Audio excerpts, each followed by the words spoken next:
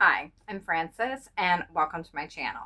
I wanted to do a book review for Shirley Jackson's novel Hangsaman, and I think I read that this was only the second novel that she ever wrote, or the second novel that she wrote, and I was very excited to read this book because I knew that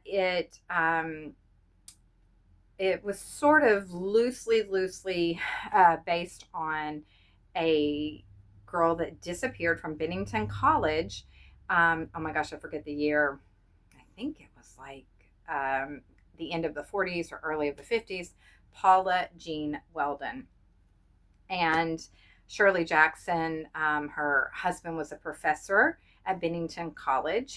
And one of my favorite books is The Secret History by Donna Tartt, which it doesn't say that it takes place at Bennington College, but Donna Tartt went to Bennington College, and that book takes place on those grounds. So anyway, I was really excited to read this, and I have just read The Bird's Nest. And after reading this, I definitely would say that I like The Bird's Nest way better. This was very strange. Good, but strange. Natalie Waite is 17 years old, and she lives at home with a domineering, sort of egotistical father who has a sort of strange relationship with her. He's just very invested in her too much to where she can't really be her own person. And her mother's sort of sad and pathetic, and she just longs to get away and be her own person and go off to school. And when she gets to school, well, first, before she, and these are spoilers, before she gets to school, there is a dinner party that her parents have. And something there at the party happens that traumatizes her. And I made some notes in my little book. And by the way, I normally just read books and I don't make notes. I haven't really done this since I was a teenager, but since I have discovered Shirley Jackson, I have started to keep notes of some of my favorite passages. And one of the things is at the dinner party, before the traumatic event happens, she meets a lady who says to her, and I wrote this down, I thought it was very nice. The lady says to her, "Little Natalie, never rest until you have uncovered your essential self. Remember that somewhere deep inside of you, hidden by all sorts of fears and worries and petty little thoughts, is a clean, pure being made of radiant colors." And this is why Shirley Jackson is incredible. I just wrote random things all through here as I read this book, and I'm going to go back and reread The Bird's Nest and write some in here too, because, and I'll probably reread We Have Always Lived in the Castle. I'm very excited about this writer. Another thing that Natalie says somewhere in the book, she says, "I wish I were the only person in all the world," Natalie thought with a poignant longing, thinking then that perhaps she was after all. And later in the book, well, I'll try to keep this in order, but later in the book, it does get into almost as though Shirley Jackson is sort of writing her as someone who thinks the world is a simulation or Maya, or, but anyway. Okay, so this traumatic thing happens right before she goes off to college, but she kind of reels it in. She's okay. She's going to go off. And at college, one genius thing that Shirley Jackson does, and all the books that I've read of her so far, which has been The Bird's Nest, Hangsaman, and We Have Always Lived in the Castle, is that she shows that sometimes beneath the goodness is some flat out evil.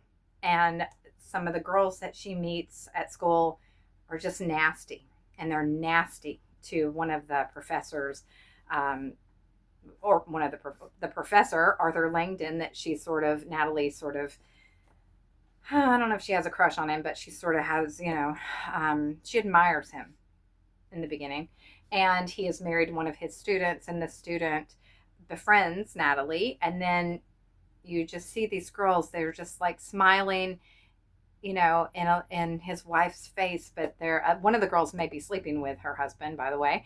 But you just see the evil of people, and the worst kind of evil about someone is when it's hidden behind a smile and a compliment.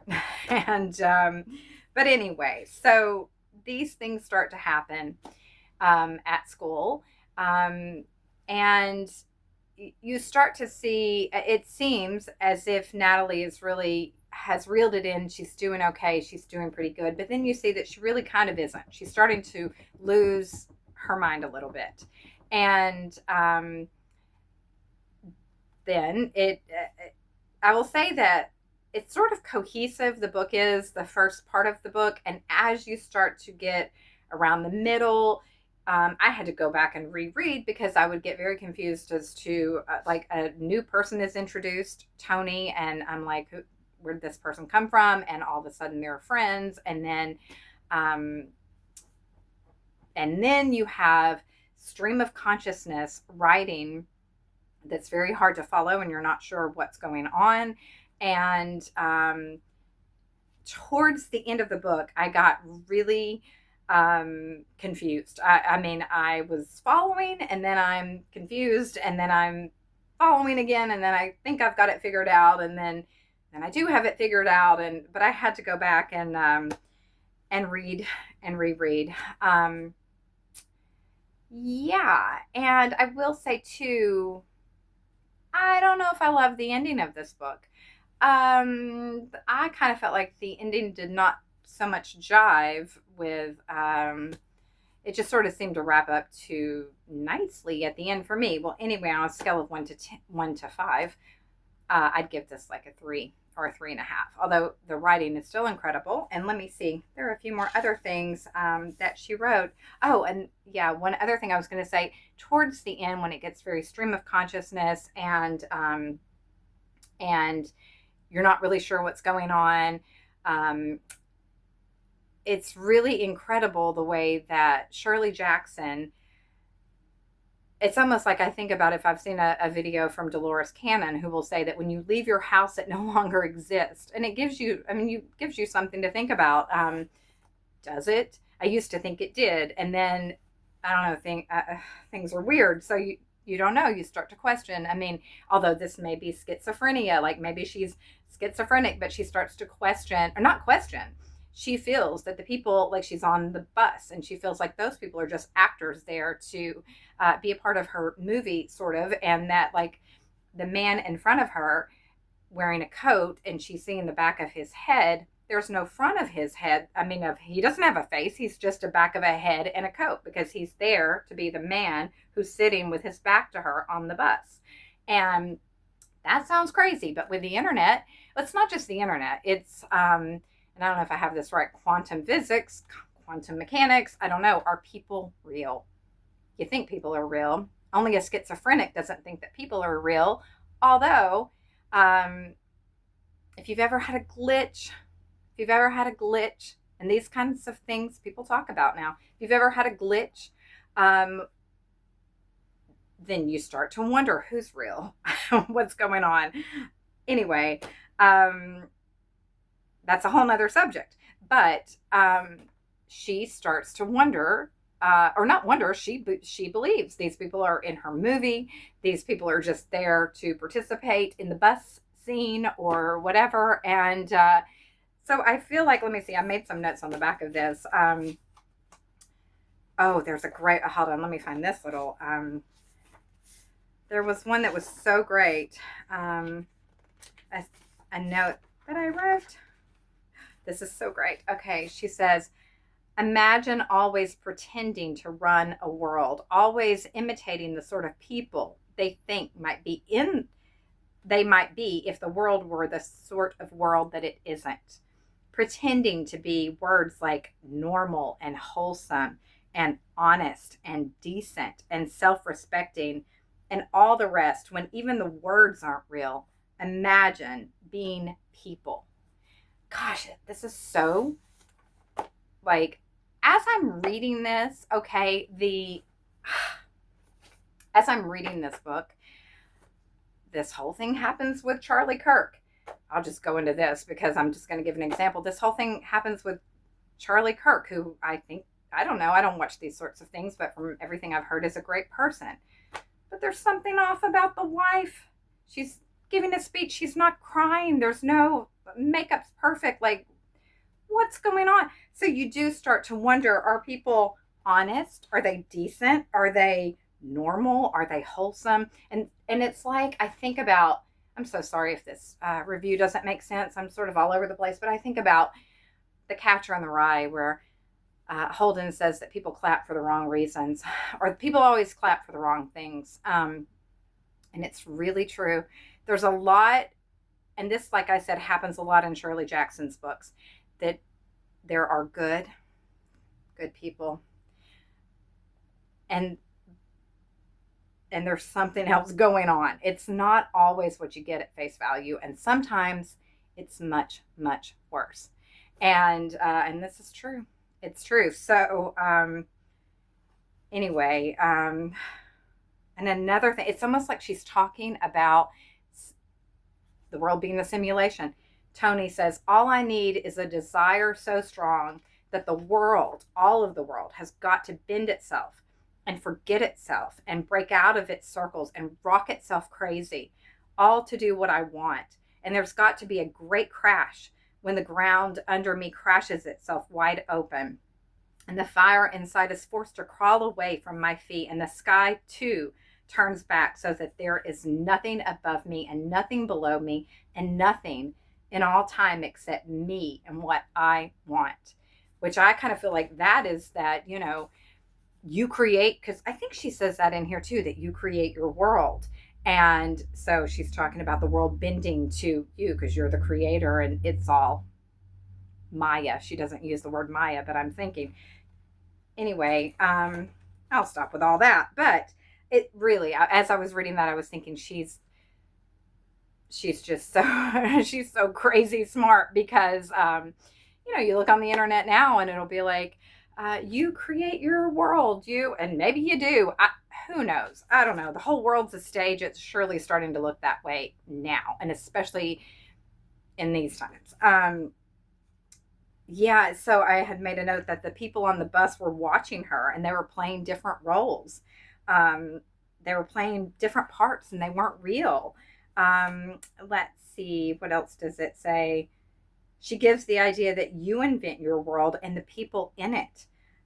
Anyway, this was a great book. I will have to go back and reread it, because, like I said, I would say the first 3/4 of the book I'm following along. Not a lot is really happening, but she is showing you, she is really showing you the darkness in people's hearts. And, I hate to say it, but there is a lot of that sometimes. Not a lot of that. I don't think people are bad, but there's a lot of that where someone comes off as like so good, and they're not good. They got bad intentions. And then you see it, and then you find out, and as celebrities, and I mean, I don't care about a celebrity, but I'm saying, you see that, the ones, that were so admired, and then they fall, and then you find out all these terrible things. You're like, what is going on? What are people doing? But anyway, Shirley Jackson really did understand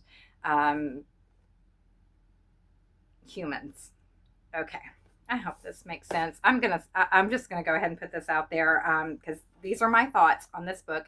Again, I will have to reread it, because I'm hoping the second time that I read it that it flows better for me, and that I sort of understand it more. But I did prefer The Bird's Nest. And next I'm going to read The Sundial, and I'm still reading her short stories, and I like her very much. And and by the way, yeah, I think I said this was based on Paula Jean Weldon, who went for a hike.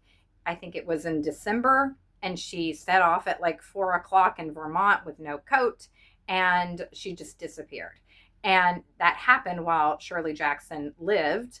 I think she lived on the grounds of Bennington or nearby somewhere, and her husband worked there. So she was there during the time that this happened. And the book doesn't play out like that. The girl doesn't go missing. She doesn't go off on a walk and get, but I think that what Shirley Jackson was trying to do was to show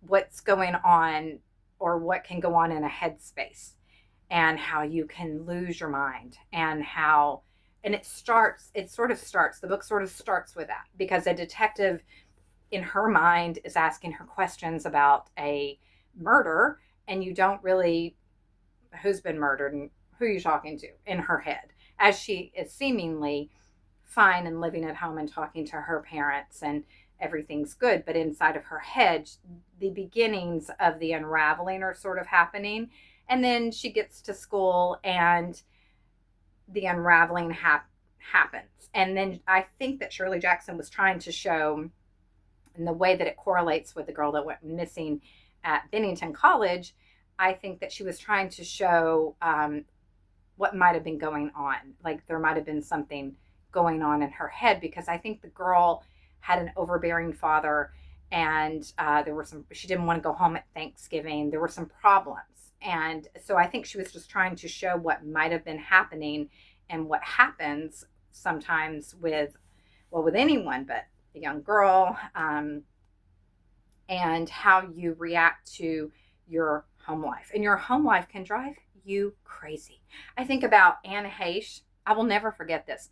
I think it was in her book, I'm Crazy, which I read a long time ago. And she says, I'm not crazy. My childhood made me crazy, but I'm not crazy.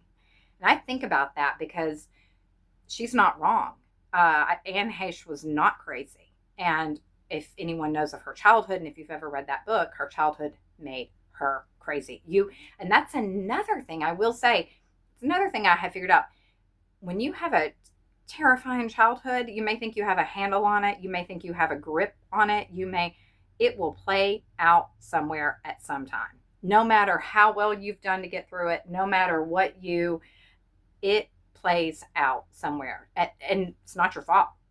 It's not your fault, because a human can't hold it together, and hold it together and hold it together. And at some point there's a release and you have a little breakdown, whatever happens, and you're not wrong for it. Okay, I hope this review makes sense. I'm now going to read The Sundial by Shirley Jackson. But yes, I give this like 3.5 stars, and I'm going to go back and reread it. I'm sort of disappointed. I didn't love it like I really thought that I would. But I love Shirley Jackson, and I loved The Bird's Nest. So I'm Frances, and thank you for watching. Goodbye.